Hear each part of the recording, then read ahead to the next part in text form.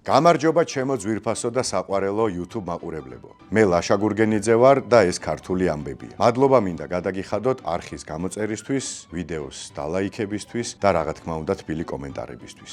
სხვათა შორის Facebook-ზე ქართულ ამბებს უკვე 80,000 გამომწერი ყავს, რისთვისაც უღრმესი მადლობა ყველას. ასევე მადლობა ჩვენ სპონსორს კროკოს გვერდში დგომისთვის და მხარდაჭერისთვის. იაქტიურეთ, თქვენი აქტიურობა გვამხნევებს და გვაძლიერებს. გამოიწერეთ არხი, მოიწონეთ ვიდეო და მეც არ დავიღლები თქვენთვის საინტერესო ქართული ამბების მოყოლით.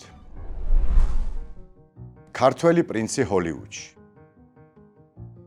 ამ ამბავში ერთ საინტერესო კაცზე მოგიყვებით, გიორგი მაჩაბელზე.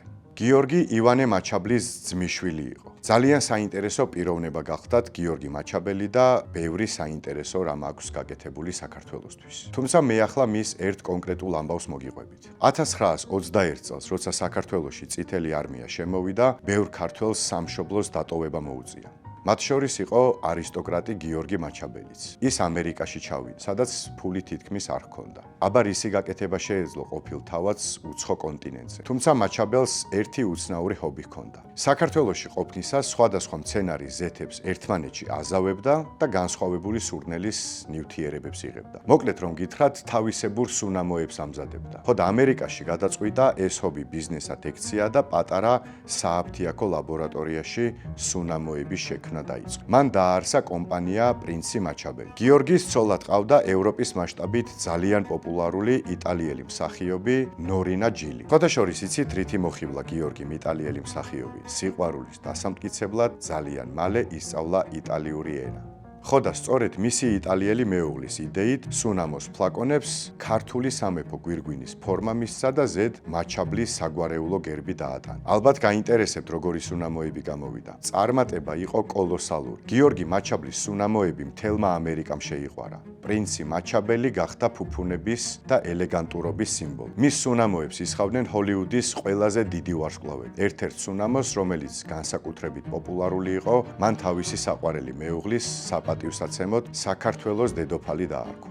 ასე იქცა ემიგრანტი ქართველი თავადი ამერიკის ერთ-ერთი ყველაზე წარმატებული ბიზნესმენი და პარფიუმერიის ისტორიაში საკუთარი წარუშლელი კვალი დატოვა.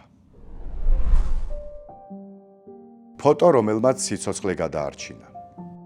ახლა ერთი დაუჯერებელი ამბავი უნდა მოგიყვეთ. 1930-იანი წლების ბოლო საბჭოთა კავშირში სტალინური რეპრესიები მძვინვარებს. ადამიანები ღამით სახლებიდან მიყავთ და უკან აღარ აბრუნებენ. ამ მძიმე პერიოდში კრემლში ერთ-ერთი დიდი ბანკეტი იმართება, რომელსაც საბჭოთა კავშირის ელიტა და თავად იოსებ სტალინი ესწრება. კულტურული პროგრამის ფარგლებში სცენაზე ილიკო სუხიშვილი გამოდის. მან ისეთი წარმოუდგენელი ენერგიი, ისეთი ცეცხლოვანი და ემოციური ცეკვა შეასრულა, რომ სტალინი აღფრთოვანებული დარჩა. გამოსვლის შემდეგ სტალინმა ილიკო თავისთან იხმო და უთხრა: "თხოვე რაც გინდა და აგისრულებ." წარმოიდგინეთ სიტუაცია, სტალინი გეუბნება, რომ ყველაფერს შეგისრულებს, ანუ სხვა მის ადგილას ალბათ მოითხოვდა დიდ ბინას მოსკოვის ცენტრში, აგარაკს, ფულად პრემიას, ან თუნდაც რა ვიცი, სახალხო არტისტის წოდებას. მაგრამ ილიკო სუხიშვილს საოცარი ინტუიცია და გონიერება აღმოაჩნდა. მან შეხედა სტალინს და უპასუხა: "ამხანაგო სტალინო, სხვა არაფერი მინდა. თუ შეიძლება, თქვენი ერთი ფოტო მაჩუქეთ თქვენივე ავტოგრაფით." სტალინს გაუკვირდა ეს მოკრძალებული თხოვნა, თუმცა მოატანინა თავისი დიდი ფოტო,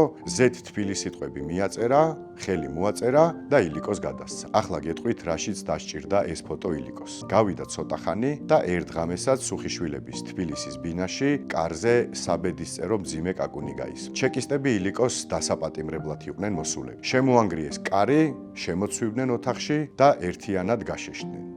შემოსასვლელში კედელზე ეკიდა იოსებ სტალინის უზარმაზარი პორტრეტი, რომელზეც თავად ბელადის ხელით ეწერა მეგობრული მიძღვნა ილია სუხიშვილისადმი. ოფიცრებმა, რომლებსაც წამის წინ სახლი უნდა გაეჩხრიკათ და მასპინძელი წაეყვანათ, ფოტოს დანახვაზე უკან-უკან დაიხიეს და ბინიდან ხმის ამოუღებლად გავიდნენ. ასე გადაარჩინა ერთმა, ერთი შეხედვით უბრალო, მაგრამ გენიალურად გათვლილმა წინდახედულმა სვლამ უდიდესი ქართველი ქორეოგრაფი დაპატიმრებას. ალბათ იკითხავთ, რას ერჩოდნენ ილიკო სუხიშვილსო. აქ ერთი მთავარი დეტალია. სამიზნე თავად ილიკო კი არა, მისი მეუღლე ნინო რამიშვილი იყო. საქმე ის არის, რომ ნინო საქართველოს პირველი დემოკრატიული რესპუბლიკის მთავრობის ერთ-ერთი ლიდერის. მენშევიკი ნოე რამიშვილის ნათესავი გახლდათ. 1930-იან წლებში რამიშვილების გვარი შერისხულად ითვლებოდა და საბჭოთა ხელისუფლება მათ პირდაპირ სანადიროდ დაძდევდა. შესაბამისად, ნინოს დაპატიმრება და ოჯახის რეპრესია ფაქტობრივად გარდაუვალი ჩანდა. სწორედ ეს გათვალა ილიკო სუხიშვილმა და გენიალურადაც მოიქცა. როგორ ასწავლეს ქართველებმა ინგლისელებს შექსპირი? ახლა ქართული თეატრის არნახულ წარმატებაზე მოგიყვებით. 1979 წელი. თბილისის რუსთაველის თეატრი ლონდონში ჩადის გასტროლებზე. წაღებული აქვთ შექსპირის რიჩარდ მესამე, რომელშიც მთავარ როლს ლეგენდარული რამაზ ჩხიკვაძე ასრულებს. ბრიტანელებისთვის შექსპირი ხელუხლებელი სიწმინდეა. ბრიტანული პრესა და თეატრალური კრიტიკოსები ძალიან სკეპტიკურად, ცოტა ირონიულადაც კი იყვნენ განწყობილები. რაღაცა პატარა საბჭოთა რესპუბლიკიდან ჩამოსული თეატრი შექსპირს ქართულ ენაზე თამაშობს, აღა უნდა გვაჩვენონო ისეთი ხა ჩვენ რო არ გვინახავს. დაიწყო სპექტაკლი. სცენაზე გამოვიდა რამაზ ჩხიკვაძე. არატრადიციული კლასიკური რიჩარდი, არამედ საოცრად პლასტიკური, ცინიკური, მრავალფეროვანი ტირანი. მისი თამაში, ხმის ტემბრი და ენერგეტიკა იმდენად შთამბეჭდავი იყო, რომ ინგლისურენოვანი მაყურებელი, რომელსაც ტექსტი არც კი ესმოდა, თარგმანს მხოლოდ ყურსასმენებით ისმენდნენ, სრულიად გაოგნებული დარჩა.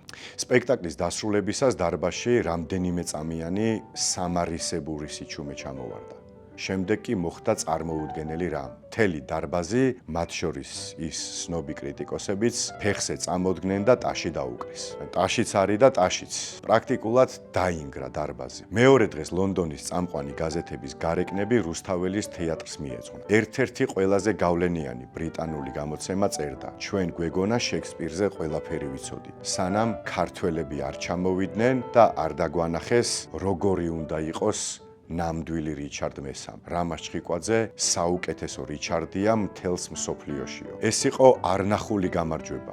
ქართველმა მსახიობმა შექსპირის სამშობლოში ენობრივი ბარიერის მიუხედავად, თავად ბრიტანელებს აჯობა მათსავე ეროვნულ დრამატურგიაში. დღეისათვის სულ ეს იყო. თუ მოგეწონათ, მოიწონეთ ვიდეო და გამოიწერეთ არხი. მალე შევხვდებით. დროებით.